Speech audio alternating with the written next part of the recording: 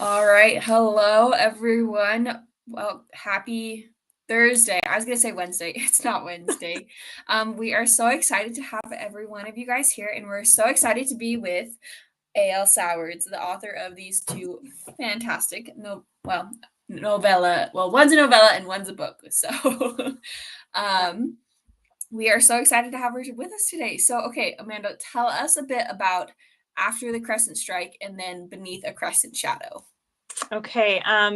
After the Crescent Strike is a novella. It's actually a prequel. I wrote it after I wrote the rest of the books in the series. But after I wrote the other books in the series, we thought it'd be great to have a prequel novella just because it's a great way to introduce people to the story. I took a historical event that was huge in the backstory of every other character and showed that event. There's a huge battle in 1371 in the Balkans between mostly the Serbs. There were some other allies in their camp as well, and the Ottoman Turks surprised them and just devastated them, and that had repercussions for generations to come. And so this, after the Crescent Strike, I've got a soldier who is at that battle, and then a village woman who they knew each other before. And she's dealing with the aftermath of, the army being defeated and the enemy just ravaging their lands and coming through and destroying and capturing and pillaging. And her name's Magdalena. The warrior's name is Muladin, and they get together again and they're trying to make it to safety. And so you have this adventure of just survival. There's also a second chance romance. Yeah, and people have loved that part that have read it so far. So there's some faith in there as well, because they're dealing with this along with, wondering how God let this happen and what they can do to move forward. And yeah, so it's kind of survival, romance, war, history, adventure. There's all sorts of stuff in a little novella. And I'm really happy with how it turned out. Yeah. And then Beneath a Crescent Shadow picks up 2 years later. And it is the story of Constantine and Susanna. And Constantine, after his father dies at this battle, he's left the leader of his people. And he's only 17 at the time. 2 years later, he's 19. So he's a little bit older, but he's just kind of overwhelmed because he's not very old.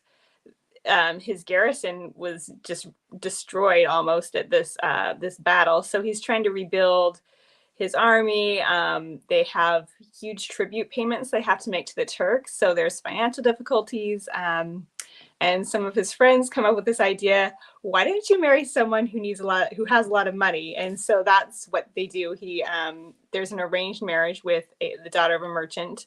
But there's all sorts of trouble. He ends up having to save her life several times in the first few chapters. And then they have this whole story of their relationship growing and also finding out who is behind some of the attacks on their lands and how to deal with that, how to deal with the Ottomans as well.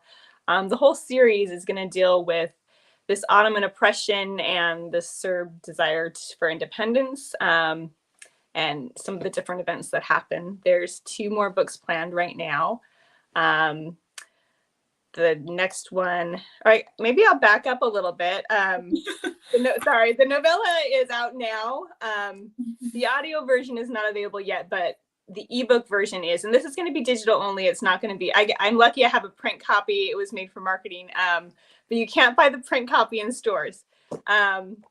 But the 3 books are going to be in hardcover. They're going to be audiobook. They're going to be ebook. And the first book comes out in June. And so that's this one, Beneath the Crescent Shadow with Constantine. Book 2 involves Constantine's brother, Ivan, and it comes out in January. And then a year from June, book 3 comes out. So you only have to wait 6 months between release, which is pretty fun. You're going to have 4 stories within, less than a year and a half. Because March 2024 to June 2025, you're going to get 4 releases. So it's, you're not going to have to wait very long. And I didn't really do cliffhangers, so it wouldn't have been that big of a deal to wait, but you don't have to wait. So I always like to hear that as a reader because I'm just like, I don't want to wait. It was so good. So yeah. and it like stays fresh in people's minds. So it's perfect. Yeah. So then I'm a big romance reader, and so it's like I always love when romance is in books, but you lean more towards the historical side, correct? Yes, although these all have pretty prominent love stories. So, and if you like the romance tropes, you've got a second chance marriage, you have an arranged marriage, or sorry, not second chance marriage, second chance romance, and then an arranged marriage.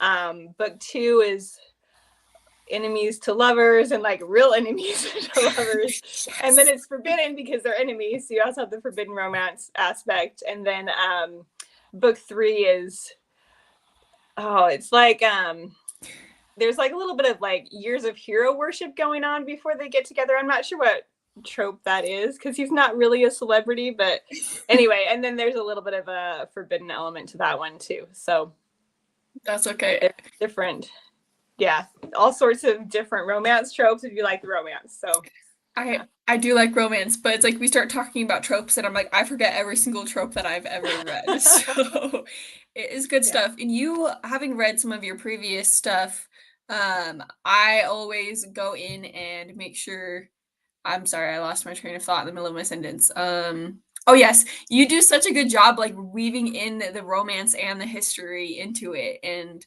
like they work together and they complement one another, and that is like one of your biggest strengths. And so I always love seeing when you Thank do you. that. So Thanks.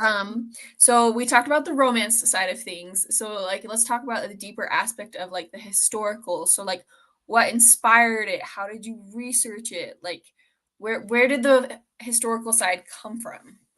Okay, so this goes back years and years before I published my first novel. I was doing research for a World War II book. It ended up being my third book that I released. It was set in Yugoslavia, at least partially set in Yugoslavia during World War II. Mm-hmm. And at that time, I hadn't published anything. My research budget was like zero. And so I would just go to the local library and pick up everything about Yugoslavia. And some of it was like World War II, and some of it was Yugoslav history from the beginning of recorded time and to, you know, the 20th century. And so some of those books that covered, you know, hundreds of years of history talked about the medieval Serbian Empire. And I was like, this is really interesting stuff. And so when I kind of was taking a break from World War II, nothing had happened with my World War II novels. So I started writing what is actually book 2 now. I wrote that one first. So this series was written all out of order, but it's okay because we're editing them in order and they're releasing in order. So it's gonna be great. But yeah, I wrote that book, and I researched just by reading a ton of stuff, and so I've actually counted the books in my bibliography that I've taken notes from, and it's over 60. And some of those books I didn't read the whole thing. I just read a chapter, and a few of them, I got them from the library. I'm like, yeah, this is not very applicable. And so, you know, I maybe got a little bit of information from them, but yeah, I just, that's how I research. I just read a ton of books. The internet is really useful. I use the internet a lot too, but for the depth of history I need, a lot of times I have to go book level because, you know, an article and online is just going to scratch the surface and I need more details than that. So yeah, I did research on like medieval midwifery and the history of cesarean sections for the second book because there is a midwife that's a main character in book 2 that's coming out in January. For this one, for Beneath the Crescent Shadow and After the Crescent Strike, I'd already done a lot of the research, so I didn't have to do a lot more. I just looked at my notes, and I did pull in a few books because I always do that. Like, I was editing one and I was telling my editor, I'm like, I've got one more book I want to read. And she's like, yeah, there's always one more book for you, but that's how it is. So yeah. I mean, I'm not complaining. So Yeah, there's a lot to learn and a lot to it. I cover a lot of different aspects, and so there were a lot of different things to look into. The first two, after the Crescent Strike and Beneath the Crescent Shadow, take place mostly in the Serbian lands. But then book three, I've also got some Byzantine lands, so I did a lot of research for the Byzantine Empire, and yeah, and then there's various battles that I did research, and some books covered both because they were within, they all took place during the same generation. But yeah. Yeah, I mean, that's amazing that you can do that much research because I mean, I personally like, but it sounds like it's fun research that you enjoy. Because it's like, I just remember like writing those papers in colleges and like you tell me I had to research and it was like something that I wasn't passionate about. And so it Mm-hmm. always felt like work. But we can like see that you're clearly like passionate about it and you care. And so does it still feel like work though? It depends. I really like kind of the general research when I'm just reading about the time period and trying to figure out ideas and like battle techniques and how they did stuff like that. It can be a chore if I'm looking for something very specific and it's hard to find. Then that's tricky. What in this like is an example. I'm editing book two right now, and I had mentioned they were in Lent, and there was a time with a holiday in June coming up, and Matter's like, why don't you just say how many months that is? And I'm like, okay, so Lent's based on Easter. When was Easter? In 1383. And that actually wasn't too hard to find, but there are other things where you just need something like what day of the year was Easter in that year, and sometimes it's harder to find than that. That wasn't too hard. That was just a quick internet search. But I mean, that's still super impressive because I'm like, every year with Easter, I'm like, okay, how is Easter determined? And it's just like having to like think about it. That's so impressive that like you do like that amount of research and like you're like true to the story. So I try to be. It's really interesting because I've written these like I mentioned that I started it a long time ago, but then I put it on shelf for a long time. I had twin babies, and I was things started to work out with my World War II book, so I was focusing on the 20th century for a long time with my writing. But when I finally got to it, oh, and I'm kind of losing my train of thought. What were we talking? I'm sorry, that's really embarrassing. Like, what was I even? Where was I going with this? What were we talking about? oh my gosh, you were talking about like details Sorry, of everyone. research. Okay. So this time period is not as well documented as World War II. So Yeah. I had written a book before I finished the first book that I wrote in this series. I had been doing Battle of the Bulge during World War II. I knew what time the Germans attacked. I knew what type of artillery they had. I knew a lot of details about the battle. This is different because a lot of the people involved were not literate. And so what's written down in history was written down a few generations later. And I mean, you know how your grandparents tell stories and they get better and better with time. And so that's what the history is. It's like, well, and some of it is based on like ballads and songs. And you know how well Hollywood does history. I mean, it's inspired by a true story, not, I mean, even Shakespeare, he's a little loose with history in his historical plays. So it's, the information we have about this time period is very different than the information we have about World War II. And so that was kind of crazy. So some of the information I have is more legend than fact, if that makes sense, when it comes to the battles. I mean, there are some things they know, like they can base that on artifacts they found. And, like the diet is we're pretty sure about what they ate and what type of armor they wore. But what exactly happened in each of these battles is, it's a war story told to a few people before it's written down. So it's, it's interesting. It was an interesting change to move from something very well documented to something that's shrouded in legend. So Yeah, I mean, so does that make things easier or harder to write because you're like allowed to have more like literary creativity, but like you still want to stay true to the story? Like, how does that like affect your writing? Yeah, it's definitely a double-edged sword, because there is a little more flexibility with like the battles. Although the one in book 3, there's a huge battle, and I was trying to take what I have from this source and what I have from this source and combine it and figure out which elements I wanted to use and which elements I trusted the most. That makes sense.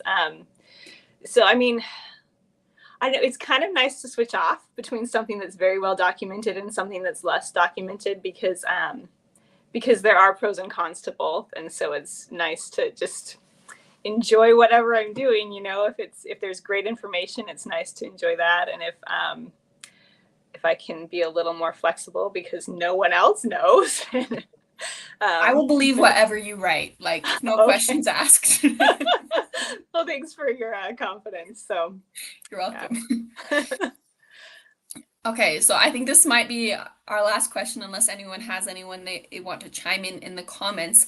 Okay, so this is like a double part question. So you know how there's method acting where people like live the life of the person they're going to act?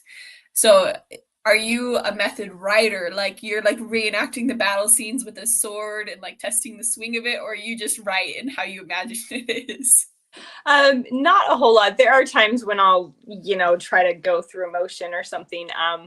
But most of the time, especially for battles, I've read like a lot of like Byzantine war manuals, and there are books about weapons of the medieval ages and stuff. So mostly it's the research on paper, with a little bit of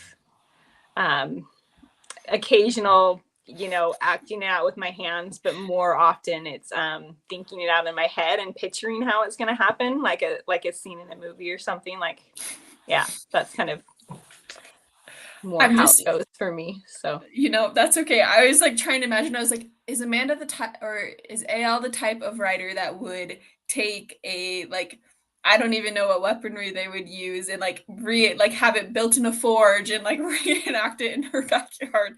And I was like, I don't know. I do So, not have a forge, so well, it's never too late. right, yeah. We actually have a backyard in this house. We the last house we lived in didn't really have a backyard. It was like built into the mountain, so it was, Well, that is still super cool. So, yeah. okay. And then, so thank you guys so much for coming. Do you want to tell them the exciting news that starts tonight? Yeah. So this weekend, starting maybe tonight, maybe Friday, Well, it's this tonight at November. midnight, so tomorrow, like, Okay, maybe it depends on what time zone you're in. It'll be Thursday still for me because I'm in a late time zone. So this is going to be free on Amazon. So if you have not gotten your copy of After the Crescent Strike, you can get it for free. You can try the series out. No risk as far as money. Just go download it. Tell your friends. I don't know if you can gift free books on Amazon or not, but at least send them the link if they love it. If they love medieval adventures, or if they love second chance romances, go grab it. So yeah.